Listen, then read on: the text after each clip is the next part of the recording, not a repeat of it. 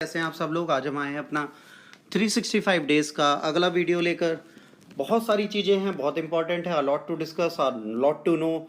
But उससे पहले आपको ये बता दें कि अगर आप हमारे चैनल को लाइक शेयर और सब्सक्राइब करते हैं, लोगों तक पहुंचाते हैं, तो बीइंग टीचर हम लोग भी मोटिवेटेड होते हैं कि आपके साथ जुड़े हैं और आपको और बेहतर कुछ करके दें।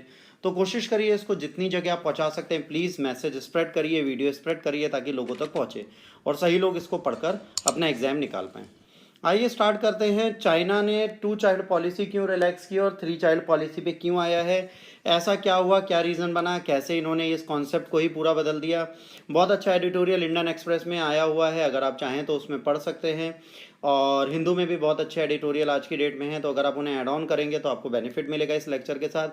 और मीन्स राइटिंग में कोई ना कोई क्वेश्चन जरूर आ सकता है पॉपुलेशन ग्रोथ से लेकर, क्योंकि हमारा भी टाइम आएगा जब हमारा भी डेमोग्राफिक पॉपुलेशन का चार्ट चेंज होगा और हमें अभी ओल्डर सिटीजन ज़्यादा होंगे यंगर की जगह, जो आज चाइना फेस कर रहा है। आइए स्टार्ट करते हैं। 31 मई 2021 को चाइना ने एक बहुत इंपॉर्टेंट डिसीजन लिया कि मैरिड कपल जो है वो 3 बच्चों तक पैदा कर सकते हैं, अपनी फैमिली में रेयर कर सकते हैं। अभी तक ये क्या था, 2016 से जब पॉलिसी शिफ्ट की गई थी तो पर फैमिली 2 बच्चे अलाउड थे, उससे ऊपर नहीं अलाउड थे। पर जब देखा कि इससे भी ग्रोथ हमारी डाउन जा रही है, फ़ायदा कुछ नहीं हो रहा, बर्थ रेट नीचे जा रहा है, तो फिर दिक्कत हुई। तो प्रेसिडेंट ने चीज़ें चेंज करने की कोशिश की और जे सिंह शाह ने इसको बदल दिया। इससे पहले 1979 और 80s में लीडर थे डेंग जियोपिंग। डेंग जियोपिंग ने क्या कहा था कि 1 चाइल्ड पॉलिसी लाते हैं क्योंकि बर्थ बहुत ज़्यादा बढ़ रही है, हमारे यहाँ ग्रोथ पॉपुलेशन की ज़्यादा हो जाएगी, इसको रेगुलेट करना है। तो इन्होंने कहा कि नहीं, इसे अब कम करना पड़ेगा, तो इन्होंने कम किया। और 2016 में इस पॉलिसी का इफेक्ट ये था कि सिर्फ 20 बच्चे पर 1000 पॉपुलेशन में थे। तो भाई 2016 में इसको रिप्लेस किया गया और 2 चाइल्ड पॉलिसी लाई गई। सोचा गया कि चलो कुछ होगा, है ना। बर्थ रेट जो था वो 12 हो गया 1000 पे, तो जाहिर सी बात है ये अभी भी डिक्लाइन हो रहा था, तो एक इशू था। इसके पीछे मेन इशू क्या है बेटा, यंग पॉपुलेशन कम है, ओल्ड पॉपुलेशन ज़्यादा है, मैरिड कम है, मैरिड की रिस्पॉन्सिबिलिटी ज़्यादा है क्योंकि वो 3-3 4-4 जनरेशन को देख रहे हैं। तो जाहिर सी बात है इस टाइम पे उनका मेंटल प्रेशर इतना बढ़ चुका है कि वो कुछ चीज़ कर नहीं सकते। 2020 में ये बर्थ रेट और डाउन चला गया, 10 पर 1000 हो गया। इसको अगर आप डेमोग्राफिकली ठीक से देखो तो 1 चाइल्ड पॉलिसी जब आई बेटा चाइना में, तो धीरे धीरे कंडीशन ऐसी होती चली गई कि 2 चाइल्ड से नीचे चले गए ये लोग। अब ये येलो लाइन देख रहे हैं वो चाइना की है, 2 चाइल्ड से नीचे हैं, 1.3 1.4 बच्चे इनके यहाँ बस पैदा होते हैं। मतलब एक वुमेन एक बच्चा पैदा कर ले, बहुत बड़ी चीज़ है। तो एक बहुत ज़्यादा शॉकिंग चीज़ है, बहुत बड़ी कंडीशन बन जाती है। और जब ऐसे डेमोग्राफिक चार्ट्स बनते हैं पॉपुलेशन के, तो सबसे बड़ी प्रॉब्लम ये आती है कि ओल्ड सिटीजन्स बढ़ जाते हैं। जब ओल्ड सिटीजन्स बढ़ेंगे और यंग नहीं होंगे तो भाई चाइल्ड बर्थ पे रोल कौन प्ले करेगा। फीमेल्स भी कम हो रही हैं, सेक्स रेशियो भी डिक्लाइन होगा और डिफ्रेंशिएट होगा, मेल फीमेल के पॉपुलेशन में भी गैप आएगा। तो इसके साथ जो यूथ पॉपुलेशन है उसको दिक्कत होगी। तो ये सारी प्रॉब्लम्स चल रही थी। ये 1 चाइल्ड पॉलिसी बहुत इनफेमस हुई थी। इसके बाद धीरे धीरे इसको देखा गया। यहाँ पर क्या हुआ, 1 चाइल्ड पॉलिसी आई तो यंगर जो थे एज ग्रुप 14 से ऊपर, वो टोटल 22.89 है। और 2010 में यंगर पॉपुलेशन की अगर बात करो 16.6 रह गई है। और अगर अभी और आगे जाओगे तो 2000 में जब बात करोगे तो एज जो थी 60 से ऊपर वालों की 10% थी। और 2010 में ओल्डर पॉपुलेशन 13.26 हो गई है। तो यंगर डिक्लाइन होती जा रही है, आने वाले टाइम पे और डिक्लाइन हो चुकी है। अब फेलिंग क्या है पॉपुलेशन की, भाई इकोनॉमी बहुत तेज़ी से ग्रोथ कर रही है, उसमें कोई दिक्कत नहीं आ रही। चीप लेबर ये प्रोवाइड कराते थे तो बहुत सारे फॉरेन कंपनीज यहाँ आती थी जिसने इनकी जीडीपी ग्रोथ कर दी।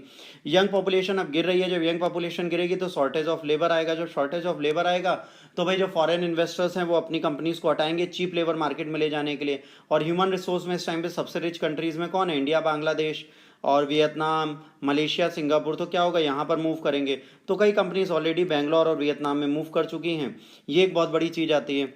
तो इसको देखते हुए जब हम आगे बढ़ते हैं तो हमें पता चलता है भाई पॉलिसी जो मेकर्स थे वहाँ के, उन्होंने बहुत चीज़ें की, कोशिश की, सब कुछ किया ग्रोथ को कंट्रोल करने के लिए, उसके बाद इसको बढ़ाने के लिए भी मोटिवेट किया, सब किया, बट अभी भी वैसा रिजल्ट नहीं आ रहा। अभी अगर बात करें इंडिया जो है आने वाले टाइम पे कोशिश करेगी कि इन चीज़ों को कैप्चर कर ले। यंग पॉपुलेशन सबसे ज़्यादा इंडिया और other Asian countries, Indonesia, Philippines में है।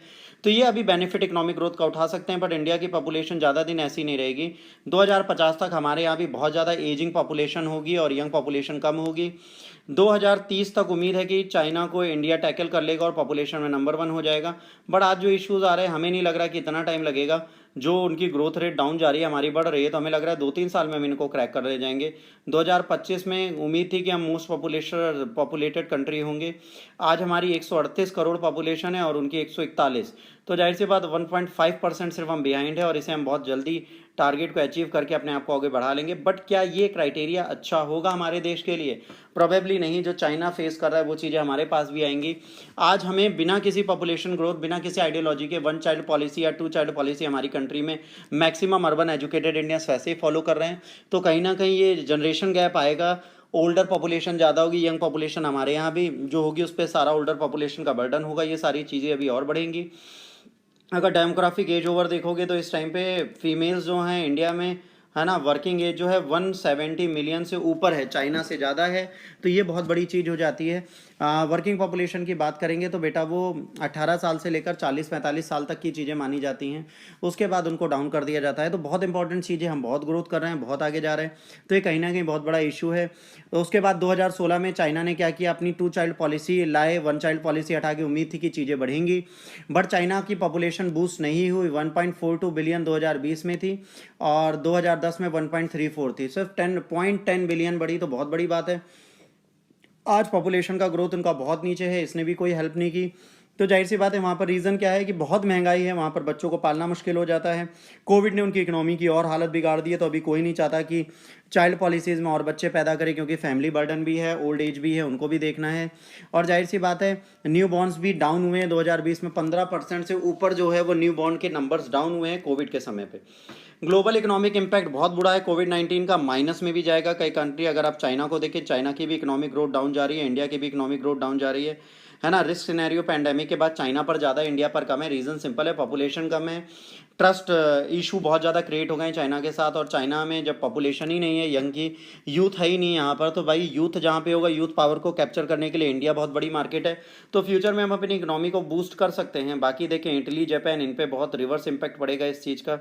रिस्क सिनेरियो की बात करें तो माइनस में है इनके यहाँ।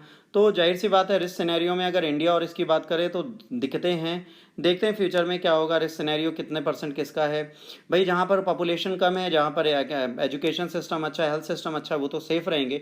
बट जहाँ एजुकेशन हेल्थ सिस्टम वीक है, वहाँ प्रॉब्लम है। तो इंडिया चाइना को इस चीज़ को टैकल करना पड़ेगा। ग्लोबली अगर बात करेंगे तो चीज़ें फिर भी ठीक हैं, but India China on risk factor है। तो इंडिया को भी अपने ग्लोबल इकोनॉमिक इम्पैक्ट को टैकल करना है और उसको अपने यूथ को देखते हुए चलना है, क्योंकि वही आपको हेल्प दे सकता है। इसके बाद अगर आप देखेंगे ऑफिशियल डेटा, 2016 में 18 बिलियन न्यू बॉर्न से 2020 में 12 मिलियन हो गए, चीज़ें कम हो गई। तो पॉपुलेशन 5 डिकेड में अब कम होती जा रही है, ये बहुत बड़ी प्रॉब्लम है। अगर ऐसे ही रहा तो 2021 के डेटाबेस में देखा गया स्लोएस्ट रेट था, है ना। तो अगर इधर देखेंगे 90s और 50s में सिर्फ 1.4 मिलियन बढ़े, ये बहुत बड़ी चीज़ है। और इसके बाद अगर देखा जाए, ग्रोथ रेट जो है 0.53% है 5 साल पिछले 10 सालों का, और ये रेट अब जो है 0.57 हो गया है। तो चीज़ें बहुत ज़्यादा अच्छी नहीं हो रही। अगर फीमेल के फर्टिलिटी रेट की बात करें तो बेटा 1.3 चाइल्ड पर वुमेन है, जो बहुत ख़तरनाक है। ये रेशियो जो है, ये भाई जो एजिंग सोसाइटीज़ हैं जापान और इटली, उनसे मिलता जुलता है। आइडियल रिप्लेसमेंट अगर चाहिए, पॉपुलेशन ग्रोथ मेंटेन रहे, तो 2.1, मतलब हर एक फीमेल से कम 2 बच्चे होने चाहिए, जो ज़रूरी है। 2 most developed Asian society Japan और साउथ कोरिया है, जो ऑलरेडी पॉपुलेशन की ग्रोथ को डाउन देख रहा है 2014 से। तो ये सारे इश्यूज़ हैं। अब न्यू पॉलिसी अगर चाइना लाती है तो उसको क्या करना पड़ेगा? पहली चीज़ इसको देखनी है कि जब पॉलिसी लाती है तो कैसे ये देखेगा कि सिर्फ 3 चाइल्ड पॉलिसी से काम नहीं चलेगा, इसको सपोर्टिव मेजर्स लाने पड़ेंगे, जैसे vaccination, primary education, secondary education, वो सारी चीज़ें फ्री करें।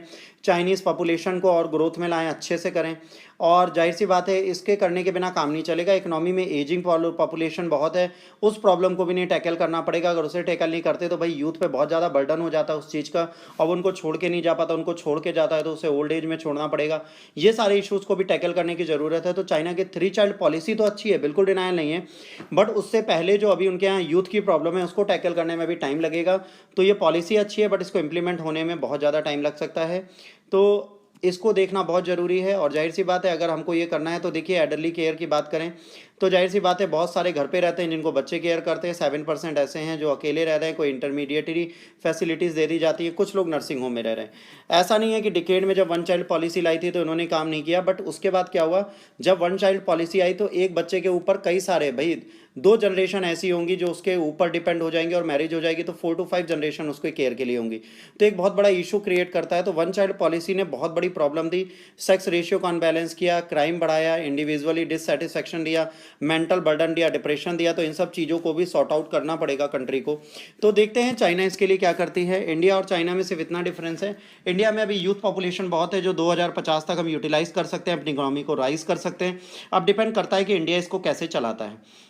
आज के लिए बेटा इतना ही। अगर आपको लेक्चर अच्छा लगा हो तो प्लीज़ लाइक, शेयर और सब्सक्राइब जरूर करें।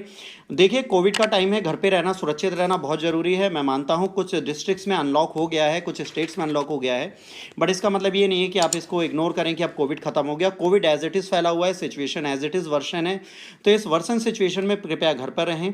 आप मुझे अगर फॉलो करना चाहते हैं, मेरे साथ जुड़ना चाहते हैं, सोशल मीडिया पे Satwik_Ana26 पे जुड़ सकते हैं। आप 1-on-1 मुझसे बात कर सकते हैं, कोई भी इशूज़ है आप उसे डिस्कस कर सकते हैं। आज के लिए इतना ही। God bless you all, take care, stay blessed, be safe. जय हिंद, वंदे मातरम।